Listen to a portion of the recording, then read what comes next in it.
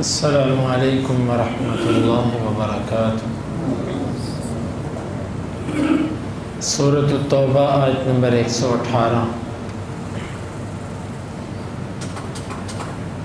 وعلی الثلاثۃ، اور تینوں پر، الذین وہ، خلفوا جو پیچھے کر دیے گئے، حتیٰ یہاں تک کہ اذا جب ضاقت تنگ پڑ گئی، علیہم ان پر، الارض زمین، بما باوجود اس کے جو رحبت و فراخ تھی، وضاقت اور تنگ پڑ گئے، علیہم ان پر، انفسہم ان کے نفس، وظنوا اور انہوں نے یقین کر لیا، اللہ کہ نہیں ہے، ملجأ کوئی جائے پناہ، من اللہ اللہ سے، الا مگر، الیہ اسی اللہ کی طرف، ثم پھر، تابا اس نے رجوع کیا، علیہم ان پر، لیتوبوا تاکہ وہ توبہ کریں، ان بے شک اللہ ہوا وہی، التواب بہت توبہ قبول کرنے والا، الرحیم رحم کرنے والا ہے۔ وعلی الثلاثۃ الذین خلفوا، اور ان تین پر جو پیچھے چھوڑے گئے، حتیٰ اذا ضاقت علیہم الارض یہاں تک کہ جب زمین ان پر تنگ پڑ گئی، بما رحبت باوجود اس کی فراخی کے، وضاقت علیہم انفسہم اور ان پر ان کے نفس بھی تنگ پڑ گئے، وظنوا ان لا ملجأ من اللہ الا الیہ اور انہوں نے یقین کر لیا کہ اللہ کے سوا کوئی جائے پناہ نہیں ہے،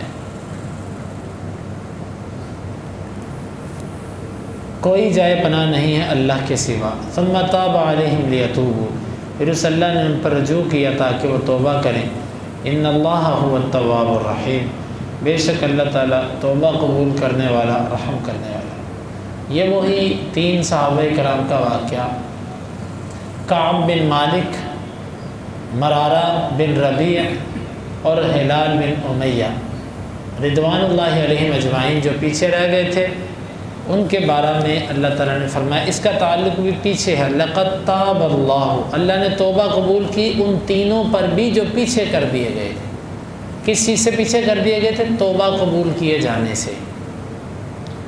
منافقین نے جھوٹ بولا، فوری طور پہ اللہ کے نبی کو بظاہر خوش کر لیا، اور دوسرا جو ابو لبابہ کا گروہ تھا، انہوں نے اپنے آپ کو ستونوں کے ساتھ باندھا تھا، کچھ دیر بعد اللہ تعالیٰ کی طرف سے حکم آیا، وہ کھول دیے گئے۔ لیکن یہ جو تین بندے تھے نا، انہوں نے اپنے آپ کو کوئی سزا نہیں دی تھی، انہوں نے اللہ کے رسول کے فیصلے پر چھوڑا کہ اللہ کے رسول صلی اللہ علیہ وسلم جو فیصلہ کریں گے وہ ہمیں قبول ہے۔ کعب بن مالک رضی اللہ عنہ کہتے ہیں کہ جب نبی کریم صلی اللہ علیہ وسلم کے واپس آنے کی اطلاعات ملنا شروع ہوئی نا، تو میرے دل میں غم چھا گیا کہ اب میں کیا کہوں گا اللہ کے رسول سے۔ تو منافقین بھی مجھے کہہ رہے تھے کہ تو بھی کوئی اچھا سا بہانہ کر اور اللہ کے رسول تیرے سے راضی ہو جائیں گے۔ لیکن جیسے ہی اللہ کے رسول قریب آئے اور مدینے میں ان کا ورود بالکل قریب ہو گیا، تو میں نے عزم کر لیا کہ میں نے سچ ہی بولنا ہے، کیونکہ اللہ تعالیٰ اپنے بندوں کو مضبوط کر دیتا ہے، ثابت قدم کر دیتا ہے۔ بعض دفعہ دل کے اندر 100 وسوسے آتے ہیں کہ یہ دھوکہ کر لو، یہاں پہ جھوٹ بول لو، لیکن جو اللہ کا بندہ ہوتا ہے، عین جب وقت قریب آتا ہے، اللہ اس کے دل کو مضبوط کر دیتا ہے۔ یہ کہتے ہیں کہ جب نبی صلی اللہ علیہ وسلم کے ورود کا وقت بالکل قریب آ گیا، اللہ نے میرے دل کو مضبوط کر دیا۔ تو آپ صلی اللہ علیہ وسلم تشریف لائے، سب لوگ آپ کے پاس آ رہے تھے اور آ کر عذر پیش کر رہے تھے۔ میری باری آئی، میں بھی اللہ کے رسول صلی اللہ علیہ وسلم کے پاس آیا، میں نے آ کے اللہ کے رسول سے ملا، آپ نے فرمایا ہاں بھی کعب کوئی عذر؟ میں نے کہا کوئی عذر نہیں۔ حالانکہ کعب کہتے ہیں کہ اگر میں جھوٹ بولنا چاہتا تو اوتی تجدلا، مجھے جھگڑے کا فن دیا گیا تھا، میں بات گھمانی جانتا تھا، میں بات کرنی جانتا تھا، میں بڑا اچھا طریقے سے جھوٹ بول سکتا تھا، پکڑا بھی نہ جاتا۔ لیکن آپ نے پوچھا کہ کعب کوئی عذر؟ میں نے کہا کوئی عذر نہیں۔ آپ نے فرمایا جاؤ پھر یہاں سے اٹھ جاؤ، تمہارے بارے میں فیصلہ اللہ ہی کرے گا۔ یہ اٹھ گئے۔ اس کے بعد کعب کہتے ہیں کہ ہمارے بارے میں اعلان کروا دیا گیا کہ کوئی ان سے بات نہیں کرے گا، مقاطعہ، سوشل بائیکاٹ، کوئی بندہ ان سے نہ بات کرتا نہ کوئی معاملہ کرتا۔ حتیٰ کہ یہ کہتے ہیں کہ میرے چچا کا بیٹا میرا بڑا قریبی تھا، بڑی محبت تھی مجھے اس کی، اس کے ساتھ میں اس کے باغ میں جانے لگا، میں نے دیوار پھلانکی، میں نے دیوار سے جھانک کر اس کو سلام کیا، اس سے مجھے دیکھ کر منہ دوسری طرف کر لیا۔ مجھے بڑا ہی اس دن دکھ ہوا کہ یہ میرا سب سے قریبی تھا، اس نے بھی میرے سے بولنا چھوڑ دیا۔ اب یہ پورے مدینے میں رہتے ہیں، پورے مدینے میں ان سے بات ہی کوئی نہیں کرتا۔ حتیٰ کہ غسانیوں نے، بادشاہ نے خط لکھا ان کو، کعب رضی اللہ عنہ، کہ تو بڑے کام کا بندہ ہے، مجھے پتہ چلا تیرے نبی نے تجھے ناراض کر دیا، آ جا میں تجھے رشتہ بھی دیتا ہوں اور تجھے بادشاہت کے اندر حصہ بھی دیتا ہوں۔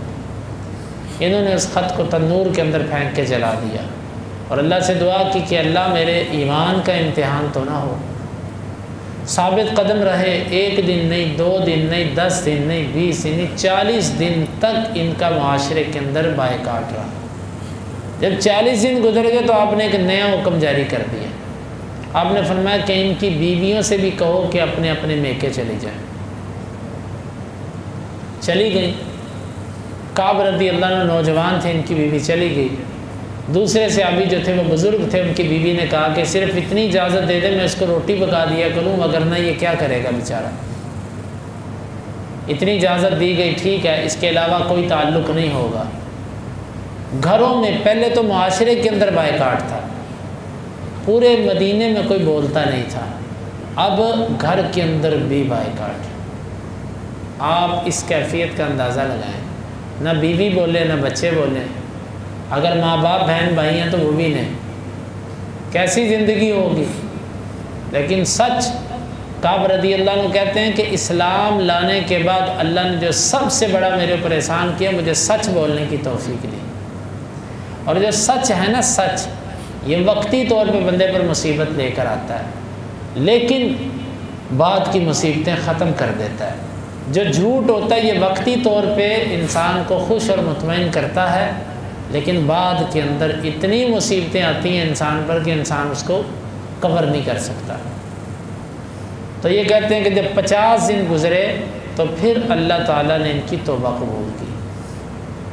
تو ذاقت علیہم الارض، اللہ تعالیٰ نے اس کی کیفیت بیان کی، زمین ان پر تنگ پڑ گئی تھی۔ کوئی ان کو دیکھے نا، جہاں پر بندے سے کوئی بات کرنے والا نہ ہو، زمین انسان کے لیے تنگ ہو جاتی ہے۔ کہیں بھی جاتے تھے کوئی بندہ بولتا ہی نہیں تھا، اور ان کے نفس بھی ان کے اوپر تنگ پڑ گئے، اپنے آپ سے اکتا گئے کہ کیا کریں، کہاں جائیں۔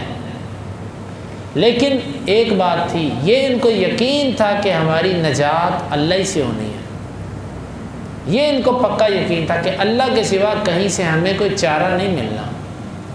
انہوں نے یقین کر لیا کہ اللہ کے سوا کوئی نجات نہیں دے سکتا۔ پھر انہوں نے اللہ کی طرف رجوع کیا، توبہ کی، توبہ کرتے رہے۔ اللہ تعالیٰ نے بالآخر ان کی توبہ کو قبول کر لیا، اور اللہ ہی توبہ قبول کرنے والا ہے۔ تو اس آیت مبارکہ میں ہمارے لیے ایک سبق تو سب سے بڑا یہ ہے کہ سچ جو ہے نا، سچ انسان کو نجات دیتا ہے۔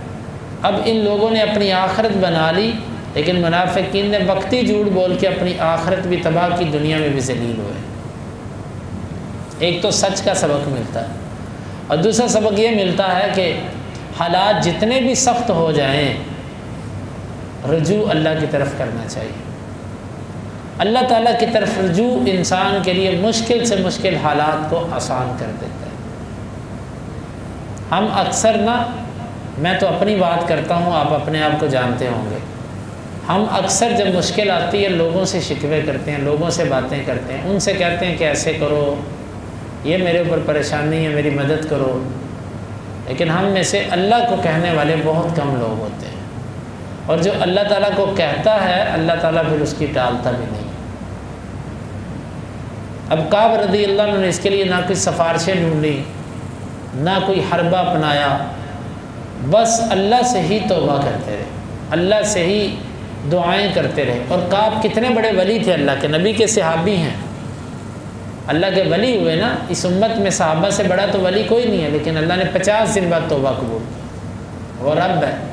لیکن آج کے جھوٹے پیروں کو دیکھ لو، یہ کہتے ہیں جی ایسے اوپر کو دیکھیں گے تو وہ آپ کی تقدیر بدل کے رکھ دیں گے، ایسے اوپر سے دیکھ کے آپ کو بتا دیں گے آپ کی تقدیر میں یہ نہیں لکھا ہوا، چلو میں تمہیں دے دیتا ہوں، میں لکھ دیتا ہوں۔ تو یہ ایمان کے لٹیرے۔ اب یہ دیکھو، یہ اولیاء ہیں، ان کی توبہ 50 دن بعد قبول ہو رہی ہے۔ رب مرضی کا مالک ہے، جب چاہے توبہ قبول کرے، جس کی چاہے کرے، جس کی چاہے نہ کرے، اس کو کون پوچھ سکتا ہے؟ تو یہاں سے ہمارے عقیدے کی بھی اصلاح ہوتی ہے۔ اور اسی طرح یہ بات بھی سمجھ آتی ہے کہ نبی کریم صلی اللہ علیہ وسلم علم غیب نہیں جانتے تھے۔ آپ صلی اللہ علیہ وسلم کے پاس علم غیب نہیں تھا، اسی لیے تو صحابہ کرام کہتے ہیں ہم چاہتے تو جھوٹ بھی بول سکتے تھے، اور جھوٹ چلنا تھا تو وہ کہہ رہے تھے نا۔ اگر آپ علم غیب جانتے ہوتے تو یہ بات کہنے کی کیا ضرورت تھی؟ پھر منافقین کو بھی آپ کہتے کہ جھوٹ بول رہے ہو، لیکن آپ نے ان کا عذر مان لیا۔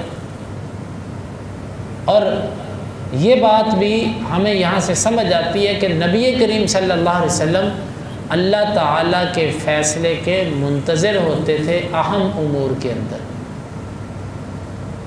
گویا کہ آپ خود بھی اہم امور کے اندر فیصلے نہیں کرتے تھے جب تک اللہ کی طرف سے کوئی حکم نہیں آتا تھا۔ تو جب آپ بھی اللہ کی اجازت اور اس کے حکم کے بغیر ایسا کچھ نہیں کرتے تھے، تو پھر اللہ اور اس کے رسول کی دی ہوئی شریعت کو کسی کو بدلنے میں کیا اختیار؟ کوئی شریعت کا حکم بدل نہیں سکتا، کوئی اس کے فیصلے کو بدل نہیں سکتا۔ کوئی جتنا مرضی بزرگ امام، فقیہ، محدث اور ولی ہو جائے، وہ قرآن اور حدیث کی تعلیمات کو اور اس کے فیصلوں میں سے کسی کو بدل نہیں سکتا، وہ اس کا پابند رہے گا۔ اللہ رب العالمین سے دعا ہے اللہ تعالی ہمیں اس آیت کو سمجھنے کی اور عمل کی توفیق عطا فرمائے۔